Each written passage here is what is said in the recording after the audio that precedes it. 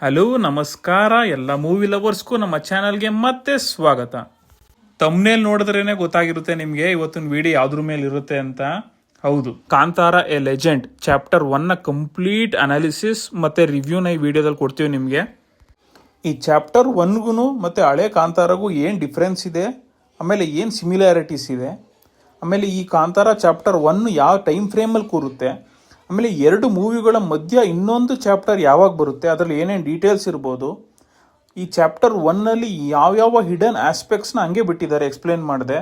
ಈ ಬ್ರಹ್ಮ ರಾಕ್ಷಸ ಯಾರು, ನಿಜವಾಗ್ಲೂ ಅವರು ಶಿವನ ಕಾಯೋ ನಂದಿನ, ಈ ಮಾಯಾಕಾರ ಕ್ಯಾರೆಕ್ಟರ್ ಏನು ಅನ್ನೋದನ್ನೆಲ್ಲ ಈ ವಿಡಿಯೋದಲ್ಲಿ ತಿಳಿಸ್ಕೊಡ್ತೀವಿ.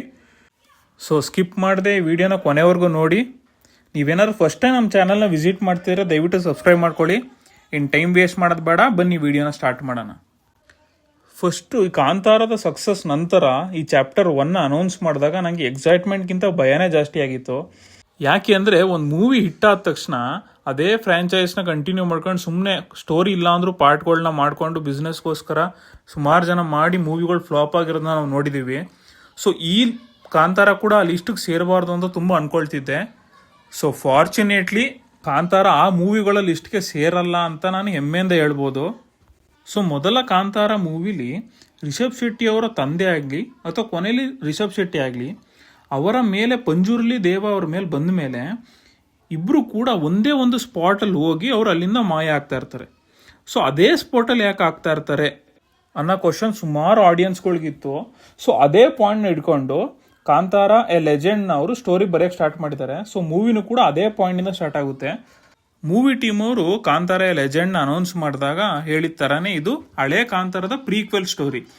ಸೊ ಹಳೆ ಸ್ಟೋರಿ ನಿಮಗೆ ಅಲ್ಲಿ ಒಂದು ದೈವ ಬಂದು ಮುಂಚೆ ಅಲ್ಲಿ ನೆಲೆಸಿತ್ತು ಅಂತ ಹೇಳಿರ್ತಾರೆ, ಅದು ಹೇಗೆ ಬಂತು ಅಂತ ಹೇಳಿರಲ್ಲ. ಸೊ ಈ ಕಾಂತಾರ ಲೆಜೆಂಡಲ್ಲಿ ಆ ದೈವ ಆ ಪ್ರದೇಶಕ್ಕೆ ಬಂದು ಹೇಗೆ ನೆಲೆಸ್ತು ಅನ್ನೋದನ್ನ ಕಂಪ್ಲೀಟಾಗಿ ತುಂಬ ಚೆನ್ನಾಗಿ ತೋರಿಸ್ಕೊಟ್ಟಿದ್ದಾರೆ. ಈ ಮೂವಿದು ಒನ್ಲೈನ್ ಸ್ಟೋರಿ ಏನಪ್ಪ ಅಂದರೆ, ಒಂದು ಕಾಡಿನ ಜನಾಂಗದವರು ದೈವನ ನಂಬ್ಕೊಂಡು ಅಲ್ಲಿ ಜೀವನ ಮಾಡ್ತಾ ಇರ್ತಾರೆ. ಅದೇ ಥರ ಆ ದೈವದ ಶಕ್ತಿನ ಉಪಯೋಗಿಸ್ಕೊಂಡು ವಾಮಾಚಾರಕ್ಕೆ ಬಳಸ್ಬೋದು ಅಂತ ಇನ್ನೊಂದು ಜನಾಂಗ ಅದೇ ಕಾಡಿನ ಇನ್ನೊಂದು ಭಾಗದಲ್ಲಿ ಇರ್ತಾರೆ. ಸೊ ಇವರೆಲ್ಲ ಇರೋ ಕಾಡಿನ ಹೆಸರೇ ಕಾಂತಾರ ಅಂತ. ಸೊ ಇನ್ನೊಂದು ಕಡೆ ರಾಜರ ಆಳ್ವಿಕೆ ನಡೀತಾ ಇರುತ್ತೆ. ಅಲ್ಲಿನ ರಾಜ ಅವರ ಸೈನಿಕರನ್ನ ಕಳಿಸಿ ಕಾಡು ಜನರುಗಳನ್ನ ಕರ್ಕೊಂಡೋಗಿ ಅವ್ರು ಗುಲಾಮ್ರಾಗಿ ಇಟ್ಕೊಂಡು ಅಲ್ಲಿನ ಅರಮನೆ ಕೆಲಸಗಳನ್ನೆಲ್ಲ ಮಾಡಿಸ್ಕೊಳ್ತಾ ಇರ್ತಾರೆ. ಸೊ ಇದರಿಂದ ಕಾಡಿನ ಜನಾಂಗಕ್ಕೂ ಅರಸರ ಕುಟುಂಬಕ್ಕೂ ಆಗಬರೋದಿಲ್ಲ. ಆಮೇಲೆ ಕಾಂತಾರ ಕಾಡಿನಲ್ಲಿ ಬ್ರಹ್ಮ ರಾಕ್ಷಸ ಇದ್ದಾನೆ ಅಂತ ಭಯದಿಂದ ಅರಸರ ಕುಟುಂಬದವರು ಕೂಡ ಯಾರು ಕೂಡ ಆ ಕಾಡಿಗೆ ಬರೋಕ್ಕೆ ಎದುರುಕೊಳ್ತಾ ಇರ್ತಾರೆ. ಸೊ ಈ ರಾಜರ ಕುಟುಂಬ ಮತ್ತು ಕಾಡು ಜನಾಂಗಗಳ ಮಧ್ಯೆ ಇರೋ ಕಾನ್ಫ್ಲಿಕ್ಟು, ಆಮೇಲೆ ದೈವತ್ವ ಮತ್ತು ವಾಮಾಚಾರ ಇದೆರಡರ ಮಧ್ಯದಲ್ಲಿ ಯಾವ್ದು ಗೆಲ್ಲುತ್ತೆ ಅನ್ನೋದೇ ಈ ಮೂವಿದು ಪ್ಲಾಟು. ಸೊ ಈ ಮೂವಿಯ ಪಾಸಿಟಿವ್ ಪಾಯಿಂಟ್ಸ್ನ ಲಿಸ್ಟ್ ಮಾಡೋಕೆ ಹೋದರೆ ಸುಮಾರು ಪಾಸಿಟಿವ್ಸ್ ಇದೆ. ಸೊ ಒಂದೊಂದಾಗ ಪಾಸಿಟಿವ್ ಪಾಯಿಂಟ್ಸ್ ಏನಂತ ನೋಡೋಣ ಬನ್ನಿ. ಇದರ ಮೊದಲ ಪಾಸಿಟಿವ್ ಪಾಯಿಂಟ್ ನನಗನ್ಸಿದ್ದು ಇದ್ರದ್ದು ವಿಜುವಲ್ಲು ತುಂಬ ಅದ್ಭುತವಾಗಿ ಮಾಡಿದ್ದಾರೆ. ಸೆಟ್ ವರ್ಕ್ಸ್ ಆಗಲಿ, ಆ ವಿಜುವಲ್ ಡಿಸೈನ್ ಆಗಲಿ, ಆ CGI ಇಫೆಕ್ಟ್ಸ್ ಆಗಲಿ, ಆ CGI ಅಂತಲೇ ಗೊತ್ತಾಗಲ್ಲ, ಆ ಅನಿಮಲ್ಸ್ದು CGI ಅಂತ ತುಂಬ ಅದ್ಭುತವಾಗಿ ಔಟ್ಕಮ್ ಬಂದಿದೆ. ರಿಯಲ್ ಅನಿಮಲ್ಸೇ ಅಂತ ಅನಿಸುತ್ತೆ. ಸುಮ್ಮನೆ ಒಂದು ಒಳ್ಳೆ ಪ್ರೊಡಕ್ಷನ್ ಕಂಪ್ನಿ ಸಿಕ್ಕಿದೆ ಅಂತ ಸುಮ್ಮನೆ ದುಡ್ಡನ್ನ ಎಲ್ಲೆಲ್ಲ ಯೂಸ್ ಮಾಡೋದಕ್ಕಿಂತ ಎಲ್ಲಿ ಅವಶ್ಯಕತೆ ಇದೆಯೋ ಅಲ್ಲಲ್ಲಿ ತುಂಬ ಚೆನ್ನಾಗಿ ಅದ್ಭುತವಾಗಿ ಯೂಸ್ ಮಾಡಿದ್ದಾರೆ. ಆಮೇಲೆ ಆ ಟೈಮ್ ಪೀರಿಯಡ್ ಕರ್ಕೊಂಡೋಗೋಕ್ಕೆ ಪ್ರತಿಯೊಂದು ಆಸ್ಪೆಕ್ಟ್ಸ್ ಆಗಲಿ, ಅಲ್ಲಿನ ಟ್ರೇಡಿಂಗ್ ಸಿಸ್ಟಮ್ಸ್ ಆಗಲಿ, ಮುಂಚೆ ಎಲ್ಲ ಹೆಂಗೆ ಸ್ಪೈಸಸ್ನ ಟ್ರೇಡ್ ಮಾಡ್ತಿದ್ರು ಅನ್ನೋದೆಲ್ಲ ತುಂಬ ಡೀಟೇಲಿಂಗ್ ತುಂಬ ಚೆನ್ನಾಗಿ ಮಾಡಿದ್ದಾರೆ. ಇದರ ಇನ್ನೊಂದು ಬಿಗ್ಗೆಸ್ಟ್ ಪ್ಲಸ್ ಪಾಯಿಂಟ್ ಅಂದರೆ ಅದ್ರ ಮ್ಯೂಸಿಕ್ಕು. ಅಜ್ನೀಶ್ಗೊಂದು ಸ್ಪೆಷಲ್ ಥ್ಯಾಂಕ್ಸ್ ಹೇಳಲೇಬೇಕು. ತುಂಬ ಅದ್ಭುತವಾಗಿ ಮಾಡಿದ್ದಾರೆ. ಬ್ಯಾಕ್ಗ್ರೌಂಡ್ ಸ್ಕೋರ್ ಆಗಲಿ, ಪ್ರತಿಯೊಂದು ಸೀನ್ಸ್ನೂ ತುಂಬ ಮ್ಯೂಸಿಕ್ಕಿಂದನೇ ತುಂಬ ಎಲಿವೇಟ್ ಮಾಡಿದ್ದಾರೆ.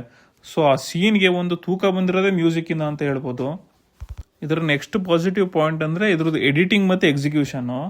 ಎಡಿಟಿಂಗ್ ತುಂಬ ಕ್ರಿಸ್ಪಾಗಿ ಚೆನ್ನಾಗಿ ಮಾಡಿದ್ದಾರೆ. ಅಂದರೆ ನಮ್ಗೆ ಯಾವ ಸೀನ್ಸ್ನೂ ಸುಮ್ಮನೆ ಫಿಲ್ಲರ್ ಅಂತ ಅನ್ಸಲ್ಲ. ಎಷ್ಟೆಷ್ಟು ಫ್ಯಾಕ್ಟರ್ಸ್ ಎಲ್ಲೆಲ್ಲಿ ಬೇಕೋ ಅದನ್ನೆಲ್ಲ ಕಟ್ ಮಾಡಿ ತುಂಬ ಚೆನ್ನಾಗಿ ಮಾಡಿದ್ದಾರೆ. ಸುಮಾರು ನಮಗೆ ಫಿಲ್ಲರ್ಸ್ ಅಂತ ಅನಿಸಿದ್ರು ಆ ಸೀನ್ನ ಮುಂದ್ಗಡೆ ಕನೆಕ್ಟ್ ಮಾಡಿ ಅದರದಕ್ಕೂ ಇಂಪಾರ್ಟೆನ್ಸ್ ತಂದಿದ್ದಾರೆ. ಸೊ ಇದು ಎಡಿಟಿಂಗ್ ಮತ್ತು ಎಕ್ಸಿಕ್ಯೂಷನ್ ತುಂಬ ಚೆನ್ನಾಗಿದೆ. ಸೊ ನಿಮ್ಗೆ ಎಲ್ಲೂ ಬೋರ್ ಅನ್ಸೋದಿಲ್ಲ. ಇದರ ಇನ್ನೊಂದು ಪಾಸಿಟಿವ್ ಪಾಯಿಂಟ್ ಅಂದರೆ ಕಾಸ್ಟ್ ಸೆಲೆಕ್ಷನ್ನು. ಈ ಆ್ಯಕ್ಟರ್ಸ್ನೆಲ್ಲ ನಾವು ಹಳೆ ಕಾಂತಾರ ಮೂವಿಲೂ ಕೂಡ ನೋಡಿರ್ತೀವಿ. ಸೊ ಆ ಕ್ಯಾರೆಕ್ಟರ್ಸ್ ಈ ಮೂವಿಲಿ ಬಂದಾಗ ನಮಗೆ ಬೇಗ ಕನೆಕ್ಟ್ ಆಗಿ ಹೋಗ್ತಾರೆ. ಆಮೇಲೆ ಅವ್ರ ಆ್ಯಕ್ಟಿಂಗ್ ಪರ್ಫಾರ್ಮೆನ್ಸು ಪ್ರತಿಯೊಬ್ಬರು ಆ್ಯಕ್ಟ್ರು ಜಸ್ಟಿಫೈ ಮಾಡಿದ್ದಾರೆ ಅವ್ರ ರೋಲ್ಗೆ. ಅದರಲ್ಲೂ ರಿಷಬ್ ಶೆಟ್ಟಿ ಮತ್ತು ರುಕ್ಮಿಣಿ ವಸಂತ್ ಬಗ್ಗೆ ನಾವು ಮಾತಾಡೋಂಗೆ ಇಲ್ಲ. ಅವ್ರವ್ರ ಪಾರ್ಟ್ನ ತುಂಬ ಚೆನ್ನಾಗಿ ಮಾಡಿದ್ದಾರೆ. ರಿಷಬ್ ಶೆಟ್ಟಿ ಆ್ಯಕ್ಟಿಂಗಿಗೆ ಮಾತ್ರ ಒಂದು ಹ್ಯಾಟ್ಸ್ ಆಫ್ ಹೇಳಲೇಬೇಕು.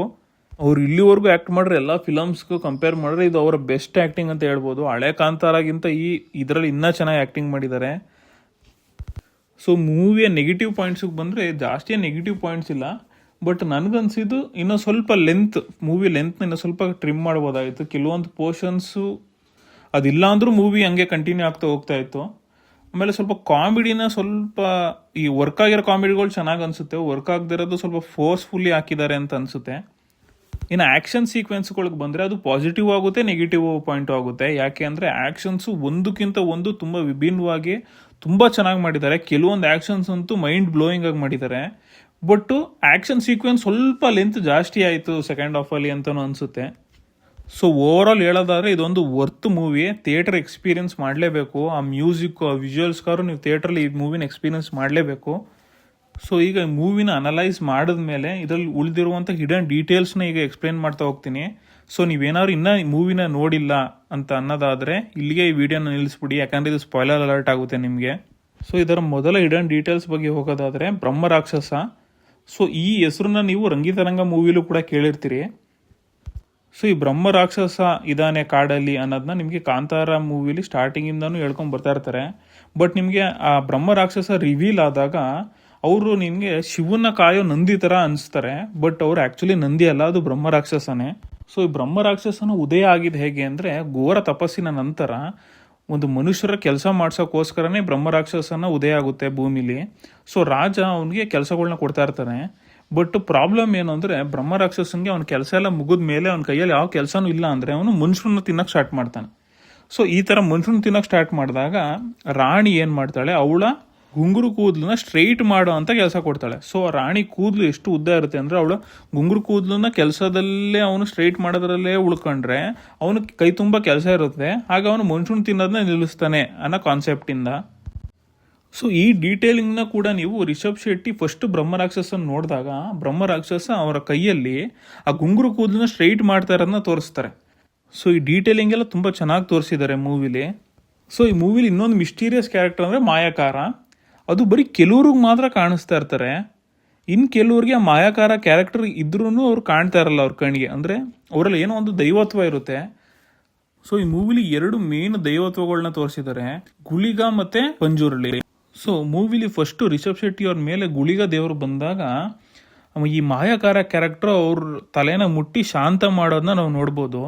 ಸೊ ಹಿಸ್ಟಾರಿಕಲ್ ರೆಫರೆನ್ಸ್ ಪ್ರಕಾರ ಆ ಗುಳಿಗ ದೇವ್ರನ್ನ ಸಮಾಧಾನ ಮಾಡೋದು ಪಂಜುರ್ಲಿ ದೇವರು. ಸೊ ಮಾಯಾಕಾರಗೆ ಪಂಜುರ್ಲಿ ದೈವತ್ವದ ವರ ಇರ್ಬೋದು.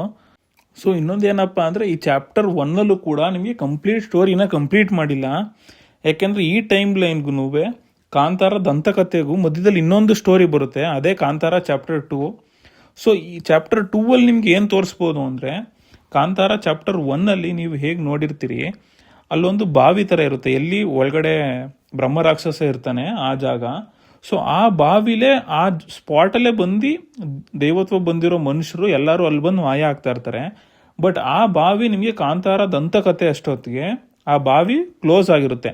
ಸೊ ಆ ಫ್ಲ್ಯಾಟ್ ಸರ್ಫೇಸ್ ಮೇಲೆ ನಿಂತ್ಕೊಂಡು ಅಲ್ಲಿ ಮಾಯ ಆಗ್ತಾ ಇರ್ತಾರೆ. ಸೊ ಅಷ್ಟು ದೊಡ್ಡ ಆಳವಾದ ಬಾವಿ ಹೇಗೆ ಮುಚ್ಕೊಳ್ತು ಅನ್ನೋದನ್ನ ನಿಮಗೆ chapter 2 ತೋರಿಸ್ಬೋದು.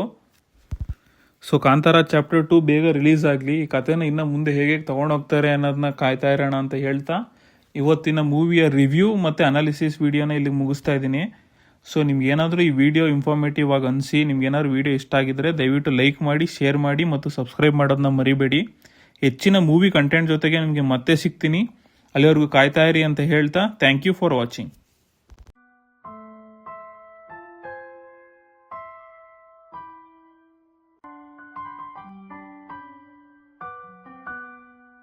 Please like, share and subscribe.